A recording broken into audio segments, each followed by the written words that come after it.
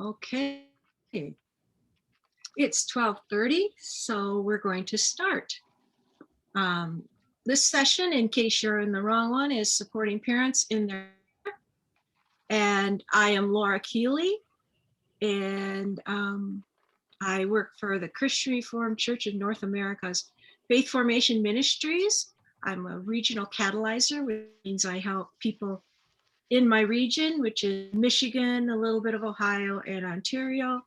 Counts for about 225 churches, but I help them with faith formation. And I'm also the children's ministry pastor at my own church in Holland, Michigan. And we are coming to you from Holland, Michigan, where it is snowing, and we're supposed to have an apocalypse soon. So we'll see. And I'm Bob Keeley. I'm a professor of faith formation and discipleship at Calvin Theological Seminary and a professor of education at Calvin University, both in Grand Rapids, Michigan. So let's share our screen and we'll get started. Okay, you're seeing our supporting parents screen, right? Yes. Okay, excellent. Great. It was our intention to put the link for this presentation in the chat window, but we can't for reasons that you don't care about. But what you can do is email us. And so if you email us, either one of us will send the link to you. And so here's our email addresses. And there are handouts on the landing page. And anything else before we get going? Well, maybe we should say we had 4 children. So we still do. We are parents, and now we're grandparents. We don't know it all, but we did learn some things. So, okay. Okay. So what we're going to be talking about for the next 3 hours. Oh no, I'm sorry, it's only 1 hour. Yeah. Is what is faith? What are the building blocks of faith? And some specific ideas about helping kids and adults too, for that matter, grow in their faith. And so that's it. And we've got clocks on our computers, so we'll try and stay on target. This is a book we wrote. It's not real thick. It's which is why you don't see any edges on it. It's for parents specifically about how to raise children who are faithful. It's not about raising children who behave well. We don't give spanking advice. We give advice that points them to God, and is helpful in that way. And some of this is in the book, but not. Yeah, we've kind of expanded our ideas a little more since then. Right, and it's on the resource page. And anybody who has kids know that writing a book about parenting is a daunting task, because then you're sort of expected to have done it right. We didn't, and so when we this assignment to write this book, we sort of said, how about if we sort of think of this as people who've already done it, sitting down for coffee with people who haven't. And so that's while we've thought about it for a while, we certainly don't want to say that we've raised 4 perfect children, only 3.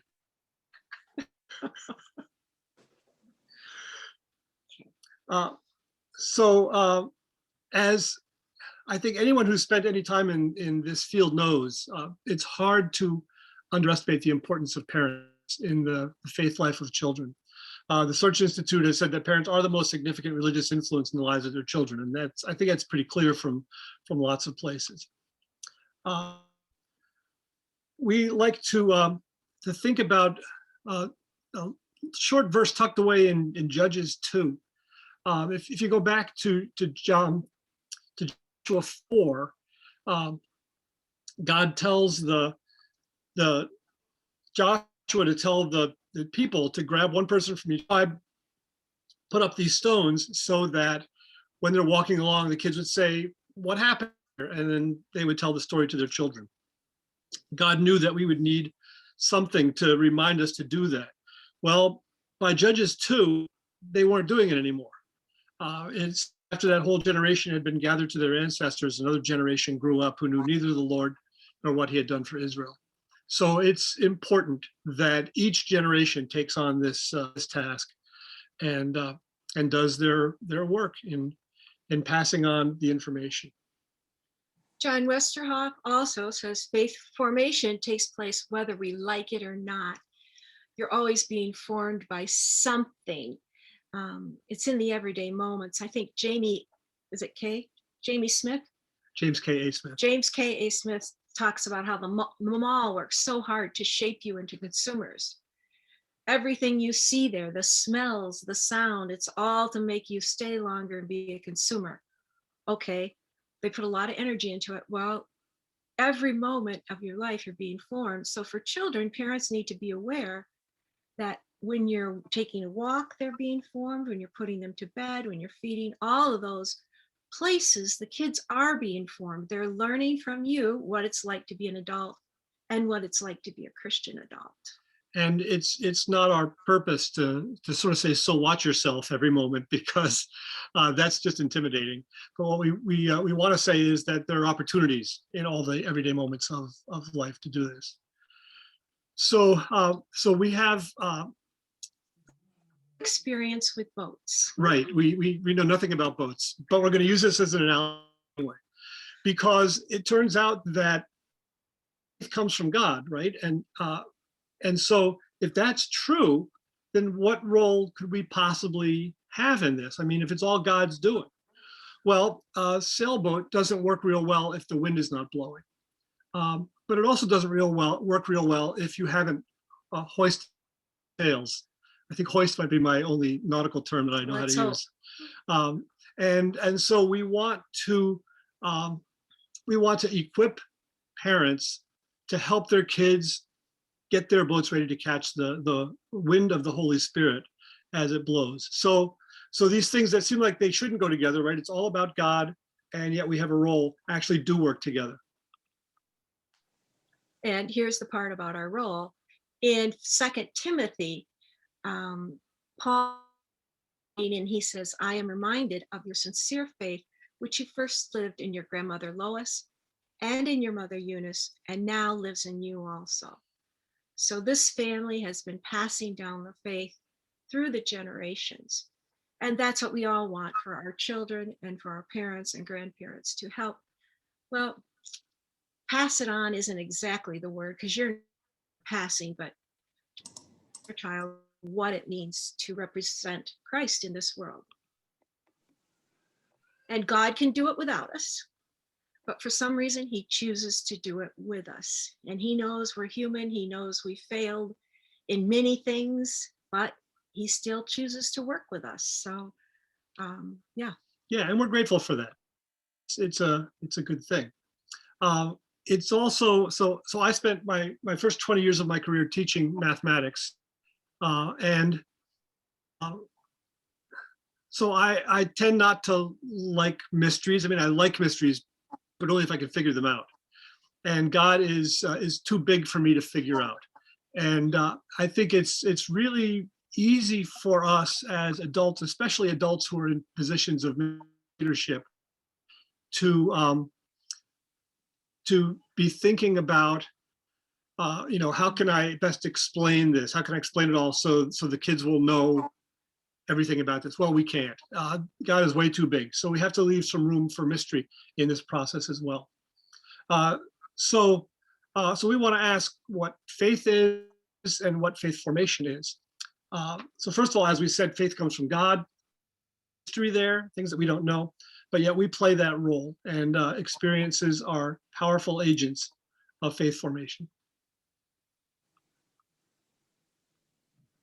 And the good news is we're not doing this alone. We know that God is doing the work for us too. In our church, we had a family who lived next to another girl who was playing with their dog a lot. They'd have to shoo her out of the house so they could go to church. After doing this for about half a year, the mother thought, well, why don't I invite Trisha to go to church with us? Trisha was from a totally non-faith family without any faith. So Trisha started coming to church. Trisha liked it. Pretty soon she'd get dressed nicer for church. Told her mother every Sunday she's going to church. She'd go with the Petrolias with them to church, and continued to show up. In 5th grade, she started asking for a mailbox so she could get all the news that comes through the church. Then in 6th grade, she started bringing food to the potluck because she was full. She was a full member. By 8th grade, she did make profession of faith, and then as she got later in life, she got married, and we saw her a couple times in the mall. But God brought her to faith. There's no reason she should have come to our church and done all that. That had to be the working of God in her life. It was just where the family next door was receptive to bringing her. And that family brought her to our church, but lots of other people then gathered around. There's this whole tapestry of people who supported Trisha and who supported our 4 kids as they were growing up in their faith. Yeah. And for parents, they need to know too. Give it a try. You're not alone. Just keep trying. Of course, we're in pandemic land, and this is, having seen enough Frog and Toad books when my kids were younger, I thought this was pretty good. And yeah, I think parents, I don't want to say they're sick of their children, but they could use a break. And so we're aware of that. And I think church needs to be a place that doesn't more thing on parents. Here's something else you need to do. It's a place that calms things down for them a little bit. It's like, here are things that you're already doing that may already be doing the work. And that's one of the things that we like about the building blocks model. So our goal is to encourage you as you help children in your church or your children to find their place in God's family, to know God's story, to live in hope, and discover their calling. And we'll pull that apart a little bit in the next few slides. So the building blocks of faith is a framework that we developed a couple of years ago that Faith Formation Ministries of the CRC has picked up and have started using more deliberately. And these are four statements that we think people of all ages need to feel like they can say to help their faith to grow. And we'll unpack each 4 of these. I belong, I know, I have hope, and I am called and equipped. And we've been having a lot of conversations about how should these be phrased. Should it be we belong, we know? Yep, it's communal. Should it be with God's help, I belong? Yep, there's lots of nuancing that we can do here. We're still playing around with those things. For right now, we'll just leave it this way. These 4 are not ordered. Even in an order. Well, even though they're in an order, I tend to like the order and think of them as an order more than Laura does, and so she'll correct me whenever I say something like that. But they do form a web, and they work together, and you need all 4 of these. So it's not like you can just take these separate. And while you need all 4, sometimes one you need really bad. Like you might need, if somebody dies, hope might become more prominent for you. And that when you lean into those, if belonging has been strong into your life, you'll probably lean into that strength. And through that strength, you'll learn about the other ones. So all 4 need to be present, but not necessarily in the strength area. So this is not a program, and it's not a step-by-step method, it's a framework. And so what we mean by a framework is we use an analogy of our son, Brian, who married into a family of professional bass anglers, fishermen. And Brian learned everything he knows about fishing, not from us, because I don't think I ever took him fishing in our entire life. But it turns out that he's learned really well. He competes now in local kayak bass fishing tournaments. And he does well.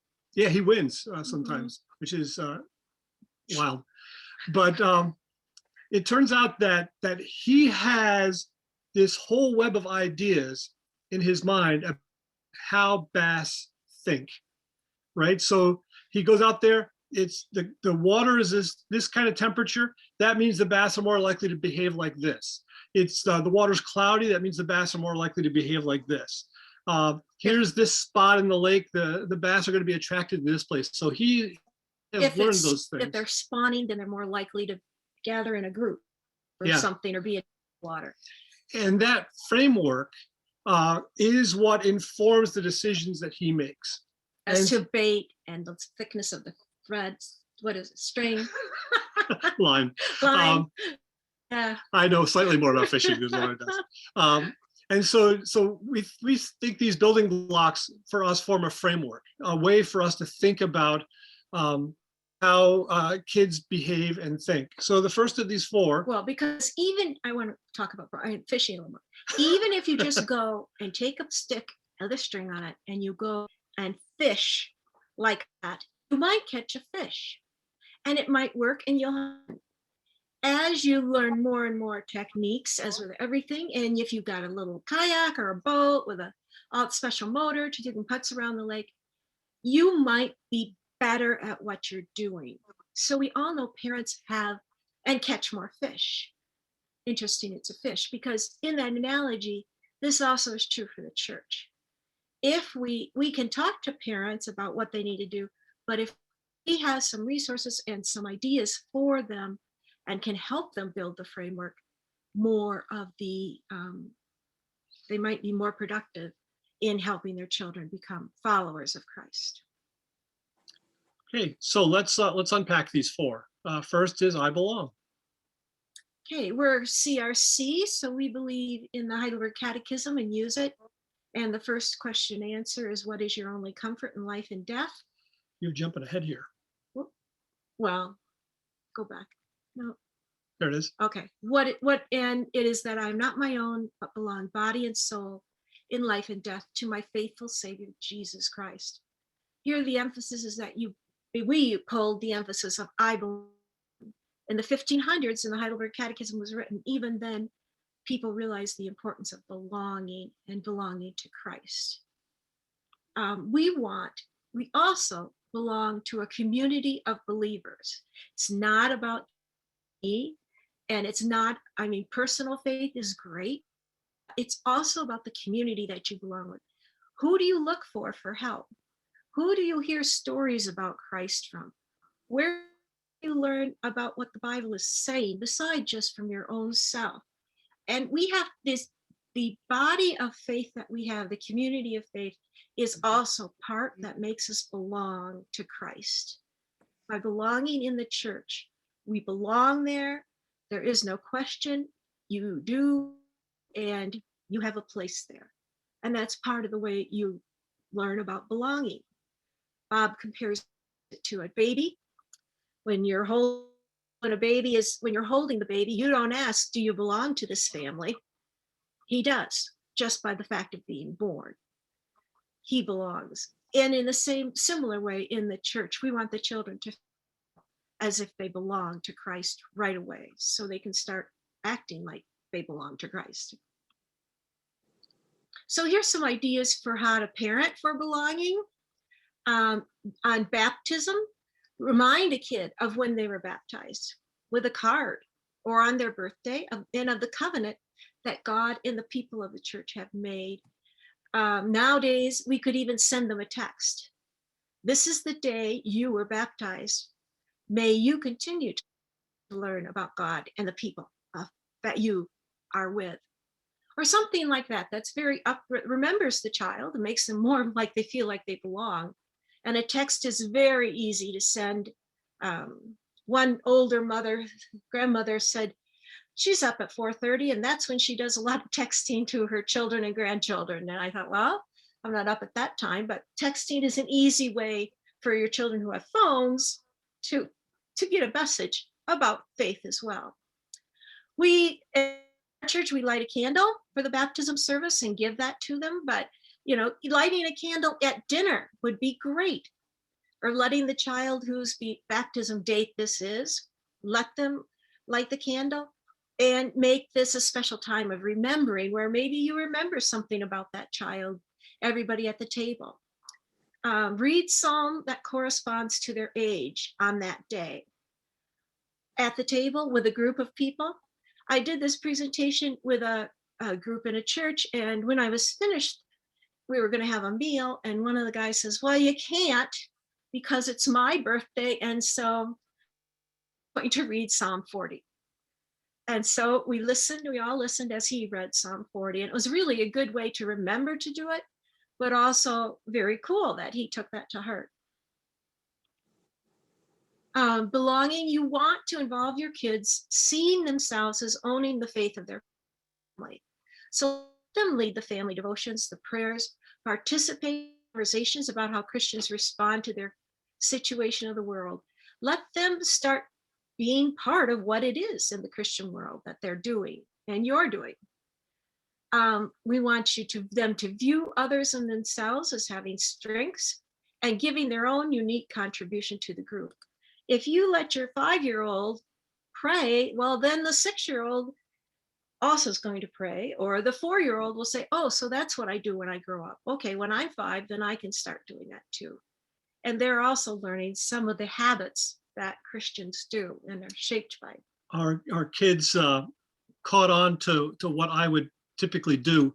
So as we said earlier, we had 4 kids, and at the end of the meal, I would think about who hadn't prayed lately and say something like, Brian, will you lead us in prayer? And as soon as I finished that, I would sort of assume the prayer position, and so he couldn't say no because we were already in mid prayer, and they figured out that that's what we were doing, but there's no easy escape clause. As soon as he said, well, they all went down like this. So yeah. At bedtime, it can be should be ritualistic. Good thing to say is something like, Joanna, you belong to God and you are a child of God and God loves you. Tell them that every night. Tell it to them as they walk out the door. Tell it to them as they come in from Sunday school or from church or from school or from shopping, wherever you can. The Huguenot blessing is a beautiful thing. You can read through it here. We used it in church to bless the children as they left for children in worship, but I think it's a gorgeous blessing. One I haven't got memorized, but it's got some really neat ideas. For you, God's revelation was written down. How for you, covenants and promises were made. It's a great blessing, and it'll be on the slide deck if you want it. I especially like the last line. You're beginning to understand these things now, and we, your church, promise to tell them to you until you make them your own. And that's really sort of our marching orders. Thank you. We want kids to be part of the church community. We want them to own it. So as soon as they're able, we want them to do parts in the church. And a part to do something, if somebody isn't there, somebody else has to do it. That's the kind of part you want them to take. So here we have 2 of our acolytes, and they know every Sunday we need 2. And if somebody isn't there, there's an empty spot. So quickly another child will check and see if there's going to be an empty spot, because they'll take it and they'll remind the person who's helping them, it's my turn. I'll fill in for Josh and all this. But they take it with great honor that they are 3rd graders able to do this. Talk about church positively. We love talk negatively about church. No, make it a positive. So that why should your kids want to join an organization that you hate, that you talk about negatively? We need more positive car rides, so to speak. Take an interest in the kids' church life.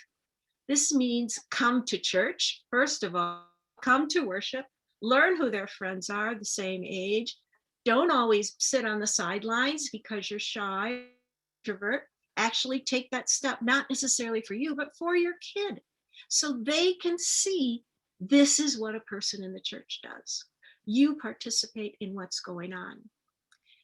And find authentic ways. I talked about that with the candle thing. So yeah. Let's keep it going. Yeah. Okay, the second of the 4 building blocks is I know. We sometimes say know or understand. It's a bigger piece. So we have a faith that has some specific content in it. I get frustrated at people who are just sort of generically spiritual. You actually have to believe in something, and we do. We have a very specific faith. and this is the faith that comes from the Bible. So I know and understand the story of God's faithfulness, of which I am a part. And that's the story that we need to know. We need to know the story of God's faithfulness to his people, which is in Scripture, of course. We want to make a little caveat here that that there's a way to communicate these stories that emphasizes God's faithfulness and God's role, and there's a way to tell these stories that emphasizes how to be good. And we're convinced that a steady diet of Bible stories that end with "so here's how you should behave" leads to moralistic therapeutic deism. That is perhaps a system, it comes out of Christian Smith and Melinda Denton's book Soul Searching. There in the research, they found that this is the primary doctrine that God is out there somewhere, but he really only cares about being good, and that it's by being good that we get to go to heaven. So we're going to unpack that a little bit more. I wonder if they probably have heard about it, but we're just making sure you've heard about moral therapeutic deism here. Right. So we've got a couple of slides here that show the focus statements from two curricula. These are curricula that were made for Sunday schools or for kids ministries. One of which emphasizes how kids should behave, and one of which emphasizes how it's about God. So in the story of the fall, for example, the first curriculum says God's perfect creation was spoiled when Adam and Eve disobeyed. The other curriculum says, though, when you want what you shouldn't have, it can lead to trouble. So you see how you can be telling the same story, but the emphasis is on don't want what you shouldn't have, rather than how we spoiled God's creation. Pointing to God. Right. Jesus in the temple talking to the teachers. People in the temple learned that Jesus was God's own son. Okay, that's about who God is and what he's doing. Aren't you glad that Jesus obeyed his parents? Is a way of using that text as a hand to make kids obey. Now, as we mentioned a couple times, we've had 4 kids. We like it when kids obey, right? Grandkids are over. We like it when they obey, but we want to separate being good from about God. When we have our kids in church for church school or for children's worship or anything like that, we have an opportunity to introduce them to who God is. If we take that and waste it by making sure they know how to behave, then and that's like trading our birthright for porridge. Story of Noah. In the one curriculum, it says children will realize that God is sad when we disobey him, and that obeying God keeps us safe. Interesting, isn't it? Spoiler alert, doesn't always work that way. Yeah. I mean, people who obey God, for the most part, get in car accidents. Get cancer. Yeah. Every Christian who has come before us has died. So clearly there's a limit to that. The other curriculum says humankind becomes so wicked that God decides to begin all over again and spares only Noah and his family. So we want to, it's not just that we're simplifying the stories, but we're actually giving them a different kind of twist. I think our last of these examples is from the story of Abraham. Nope, we've got one more after this. God wants the story of Abraham moving to the promised land. God wants us to trust him. Children will learn that trust leads to obedience. That's the one curriculum. The other one, though, says Abraham and Sarah belong to God, and we belong to him too. So it has quite a different emphasis. And then finally, when Jesus calms the storm, I'll start with side B. Jesus' power over the storm shows that he is God's son. That's what we learn about God in that story. The other side says we should comfort those who are hurting. Well, I'm not saying we shouldn't, but I'm saying that story is about what God does. My favorite examples of a bad lesson came out of a children's ministry magazine, and it was for 4-year-olds, I believe, and they said, read this verse. Jesus said, Zacchaeus, come down, I'm going to your house today. And Zacchaeus came down and welcomed him gladly. And then you read the thing and it says, then say to the children, children, Zacchaeus had good manners. Well, Don't you want good manners? yeah, how interesting, right? So here's this story about salvation coming to Zacchaeus. One of my colleagues at Calvin Seminary says that when we see the word joy in Luke's gospel, it almost always references salvation. And so when we see that Zacchaeus came down and welcomed him gladly or with rejoicing, then that indicates that salvation is already there.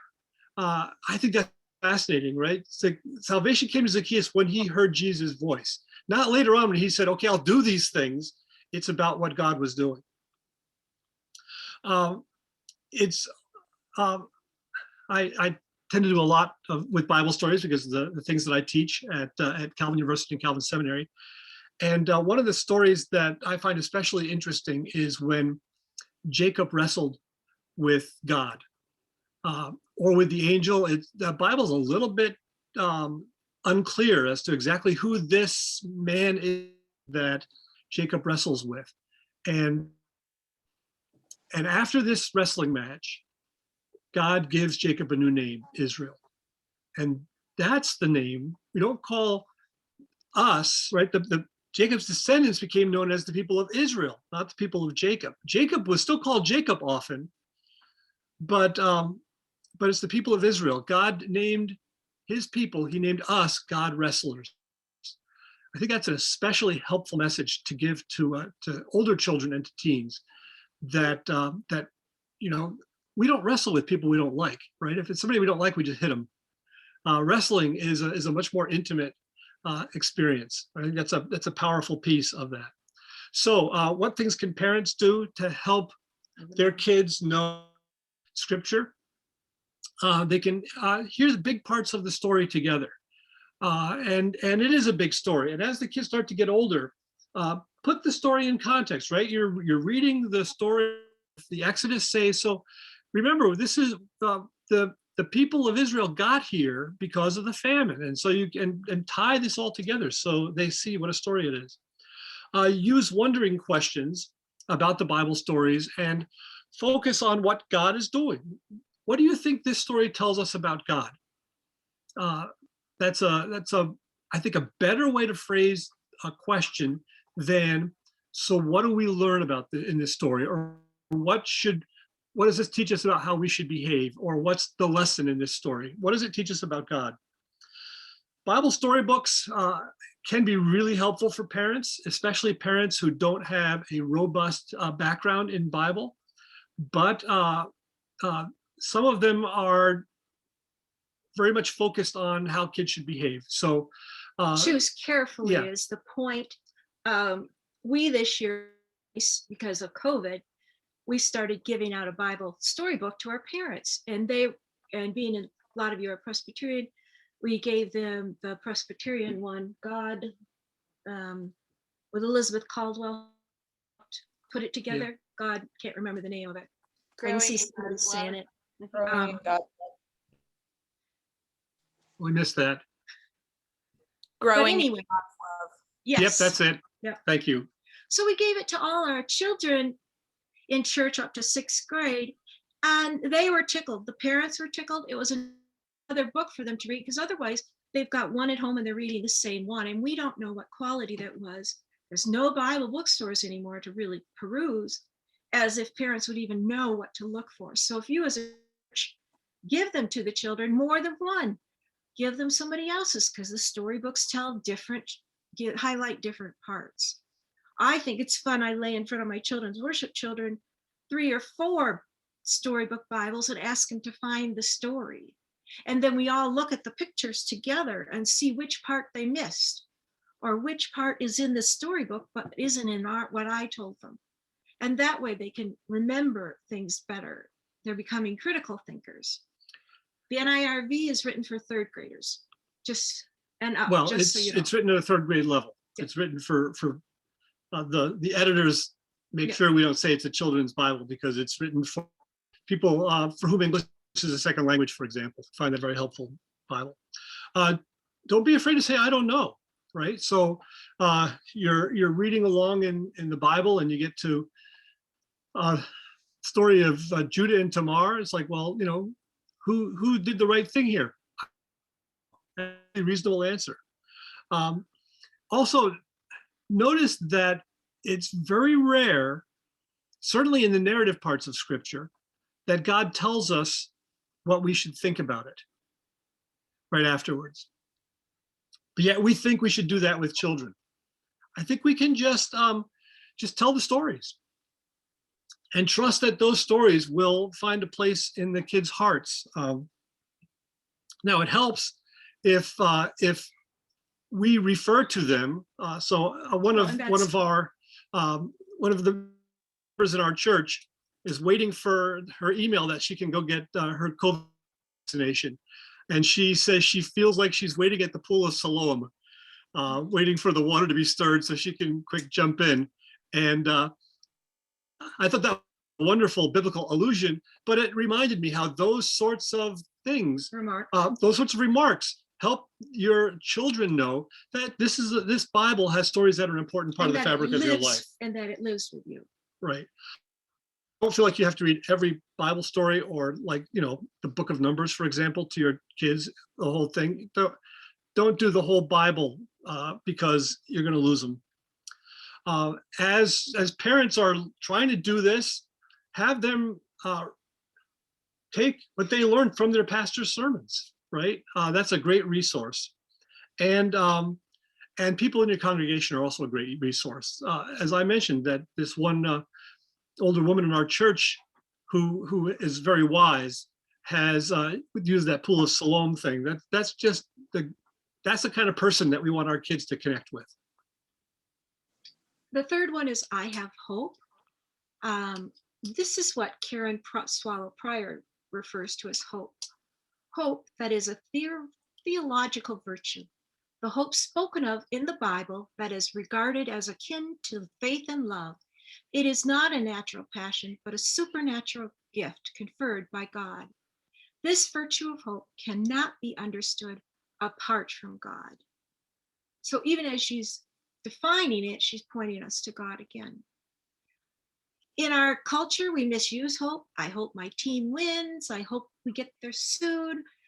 I hope I get the job. We use hope in all those contexts. Well, it's not a misuse. It's just a Well, different yeah. definition of hope. I think, we need a new word for hope, but never happened. But it's not what we're talking about here, the hope that comes from God.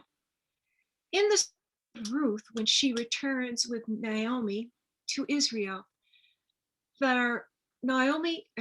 Ruth comes home after gleaning in Boaz's field with oats, and she drops it at Naomi's feet. And Naomi says, "You have truly been blessed by this giving us food." And Ruth told her the story of what happened with Boaz and all this. But in the process, Naomi is seeing hope finally, because she's lost her husband, her sons, lived in Moab, and Ruth decided to come with her. And now she's starting to see a glimmer of hope because Moab is a kinsman and Ruth goats. And consider also in this story, this was harvest time when they returned. Maybe they knew that, but most of us don't know that. That was harvest time. They didn't appear at Christmas time or when it's snowing. They showed up at the right time when it was gleaning. And I think that's a time when God was working lives as well.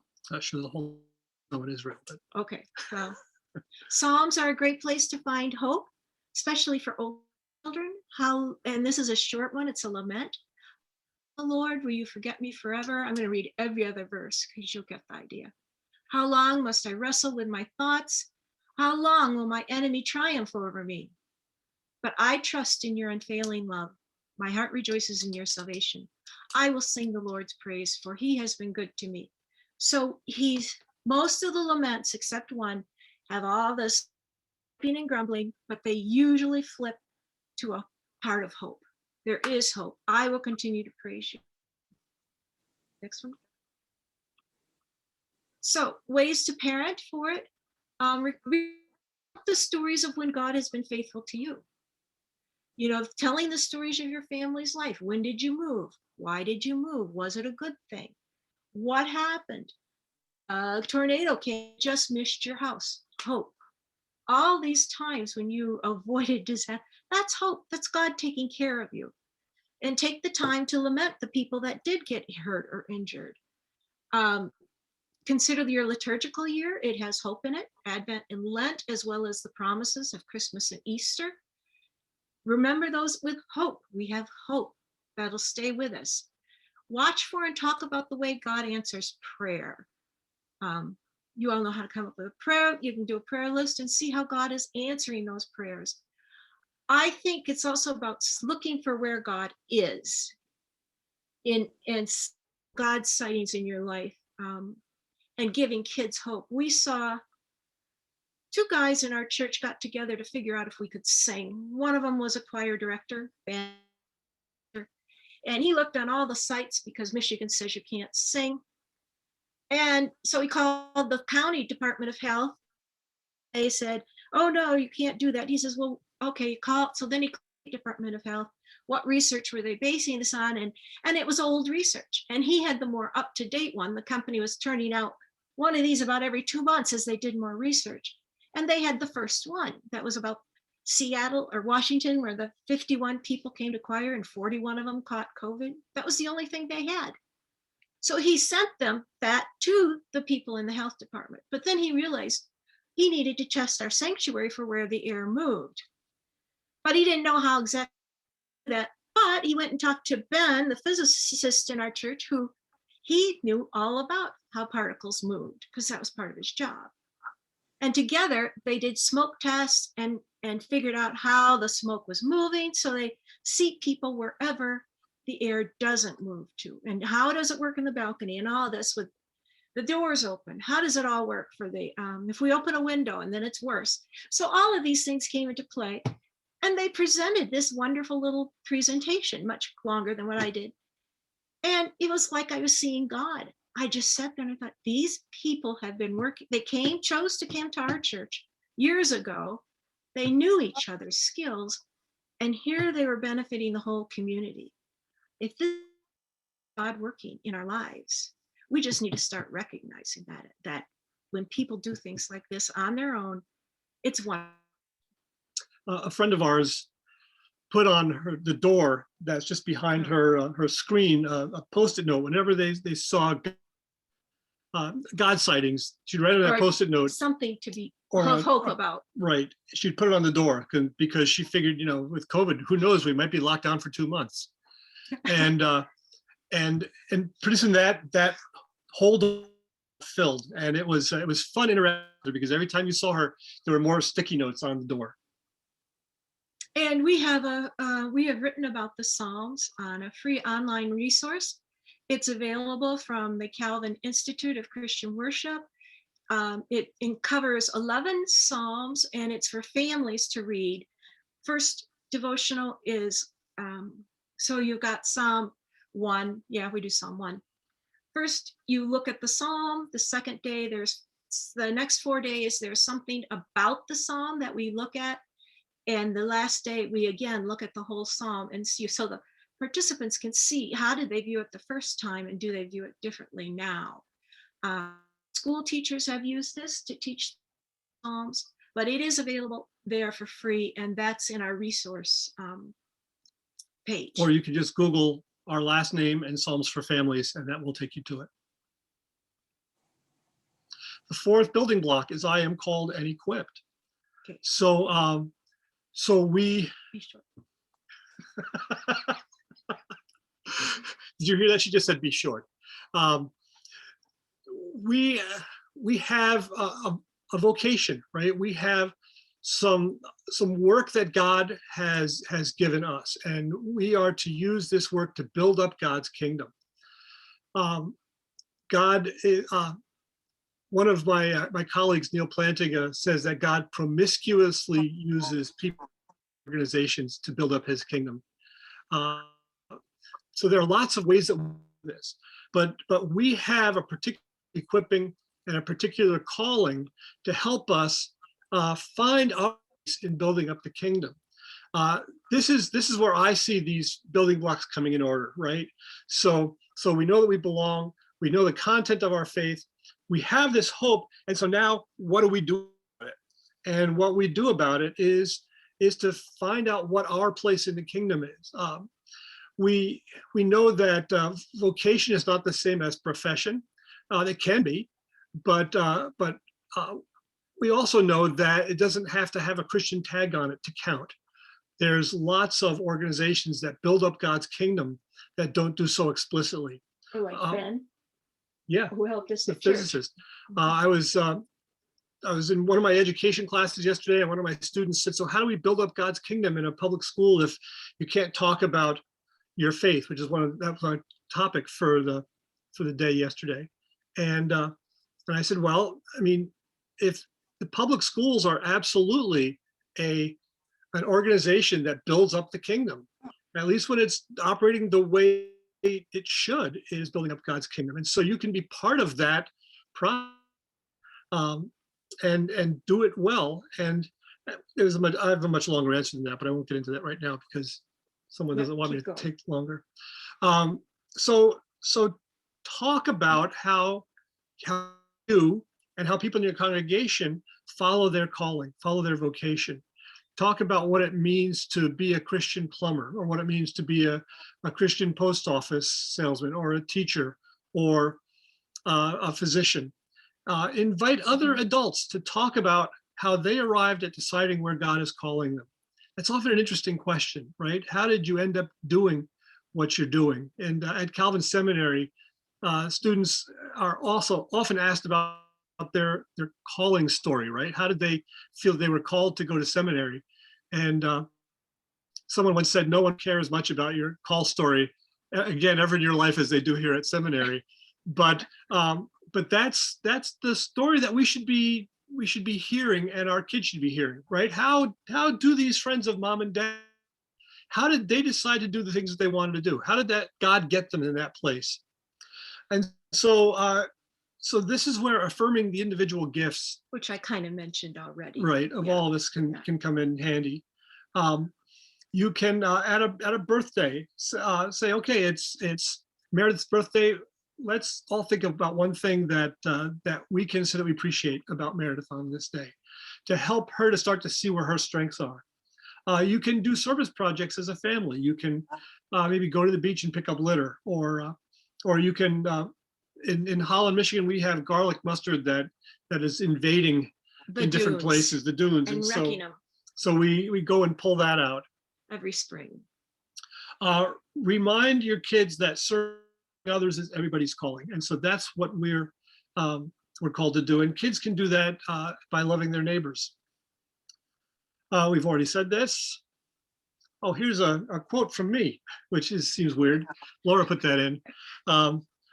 Children need to be nurtured by the whole community of faith, not just their parents, and that's something that we really buy into. This is not just parents' job. We're convinced that kids need people other than their parents to speak into their faith, and that's where we come in as the church. Yeah, and we're a community. We all belong together. I think we kind of stressed this already, that you're Mhm. not in this alone. Following Christ is also, you walk with the other people who are doing the same thing. Your people in church. John Westerhoff, children will never have faith unless there's a community of faith for them to live in and be influenced by. In the Christian Reformed Infant Baptism Forum, we say to love and encourage and support these brothers and sisters by teaching the gospel of God's love, by being an example of Christian faith and character, and by giving strong support of God's family in fellowship, prayer, and service. And this is the part that the whole church says, I do too. And they need to sometimes step up to their game a little better. Now, I think there's a polarity thing going on here. Polarities are two things that live beside each other, but we need to learn how to navigate between them. So, for example, the polarity of in-reach and outreach. Are we saying in or are we going out? Which way? You kind of, sometimes you're doing outreach more than in-reach. management versus leadership, which one of those skills. I would like to say, traditional worship versus contemporary. There's kind of an edge there where they rub against each other. Which one are you doing? And how do you survive living together? By talking about it. And in this slide projection, this presentation, I think there's some edge between where parents are responsible for children and the church is. And it's a polarity. We have to live with both, and we have to walk both. So we have to do it for and to parents. And we have to go with and be by parents and have it done by parents. This is kind of a polarity that we need to walk as leaders in the church. How do we help parents, but also do it as a community?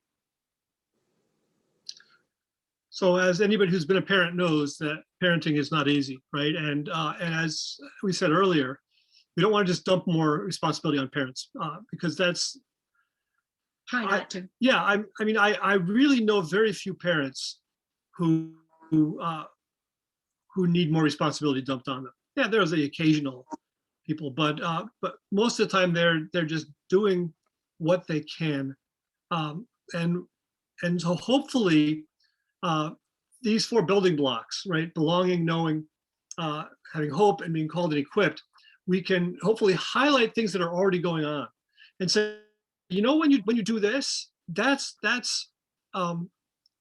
sort of getting at this thing. Laura was working with a church in Michigan, and going through these things. And one of the guys said, "Oh, I never knew why we had coffee after church, but now I get it.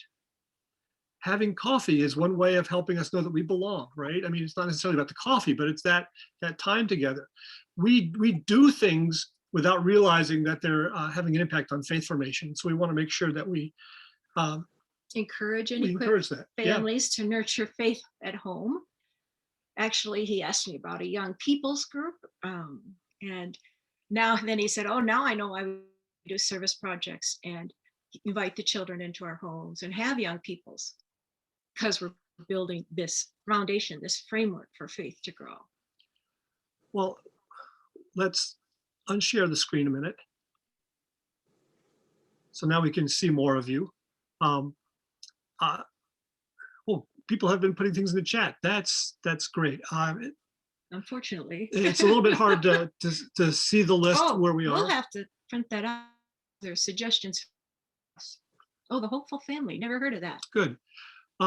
So if you have any questions, feel free to put them in the chat. And if you've already done that, feel free to put it in again so it pops up at the bottom for us. We've got about 8 minutes yet.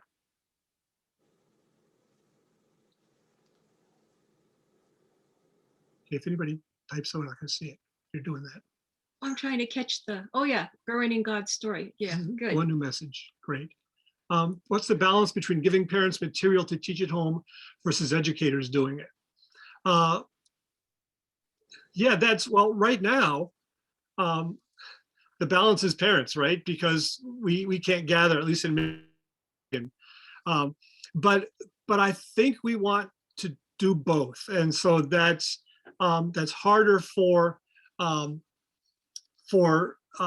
us to have more than one thing that we're going for. But I think we want to make sure that parents see the church as more than just somebody who's giving them things to do. The professionals. Right, the professionals, because it's not just a profession thing, it's also a parent thing. So I think in our ministries we want to equip parents, but we also want to have robust programs where the kids are being with other adults. But right now, I think John Roberto would say something like, you need to have varying ways of getting at the parents. You need to have an email, you need to have bring something to their home, and you need to have a getting together session on Zooms, other variety of ways to help the parents where they live now. And now you're not spending money on curriculum or things like that the church normally spends. So then you can afford to buy storybooks and other things like that. And giving those to the parents, I think, is a long-lasting way of helping them raise their children and children to come. in the faith. So it's a polarity again. How do you keep parents? How to parents? All of that. They like gifts. So even if you just bring over Starbucks coffee thing, they'd be happy with that too. So, or cushion it with some other things in the bag. Have we or anyone put together a list of recommended curriculums that focus on God's story instead of good behavior? Well, we're Christian Reformed, so Faith Alive is our go-to. I've written several things for Faith Alive, so I know what their point is. I would not favor 252 or anything that stresses values, because right away you're hitting behavior. You're not hitting how God loves you and what's God doing in the situation. You're hitting obedience. You need to look at the focus statements. I've got the new PCA curriculum pictures here, but I haven't actually seen the curriculum to look through it. But it looks like it does a good job too of staying away from that moral thing. Which one does Orange do? They tend to be very moralistic too, because they want their kids to behave. Parents want to hear. They want their kids to behave. So church, teach them to behave. Have we considered other building blocks that we chose not to highlight? No. On my team, other people have suggested things and it just didn't fit. We came up with this idea 5 years ago. In the first year, we heard a lot of people saying, well, I think this should be part of it. And I'd say, no, because it fits in here and here. Having 4 simple things makes it easy to remember. So when you're yelling at your kid or they've done something wrong, the first thing you can say is, look, first, you belong to Christ. I know you belong to God because I am in your life. We know from the Bible, God's promises are with you. And we know that we have hope through Christ and that you are called to be one of his children. Now, about the way you behaved, is that the way that you think a child of God should behave? You know, you can or even you can just frame things in that quick framework very quickly and remind them they're a child of God. Yeah, it's a bit of a challenge to emphasize not moralizing, but yet recognize that sanctification is a thing, right? We not only is God honored when we live the way he intends us to live, but our lives are better. And we need to, think about the reputation of the church in North America, right? The reputation of the church is people who just wag their fingers and say, you shouldn't be doing that. How did we get that reputation? Well, probably it's accurate, actually, but I think we need to lead with grace. Christianity is one of the very few religions in the world where we don't get what we deserve. That's our story. We've been taught all our life that if something seems too good to be true, it probably isn't true. And I think when we see how good the good news is, we say that sounds too good to be true. So we say, well, look at how good Daniel was. Daniel behaved himself and God saved him. So yeah, those are things there. Someone pointed out young children in worship and godly play and following Jesus. Those are all curricula that actually spend time thinking about what God does. Right. Yep. That's the point of the worship that they provide. Yep. I have not looked at Kids Own Worship by group. Have you? Nope. I'll have to do that. Growing in Grace and Gratitude sounds like the right order. Linda and I can assist. Church is interested in using worship. So that was Carol Jones, I think. Okay. There's a number of comments here. And our time is expiring. So let me quickly put our email address on the screen again, just in case you didn't get a chance to see that a minute ago. There they are. If you'd like these slides, send us an email and we'll get that to you as soon as we can. Or if you want to stick around for a few minutes yet, we'll stick around until we get kicked off. Well, or well, Until nobody eventually, else is here. or when we get hungry, one of those things. Thanks so much for joining us. It was great seeing about 30 of you at a time, and blessings on your day.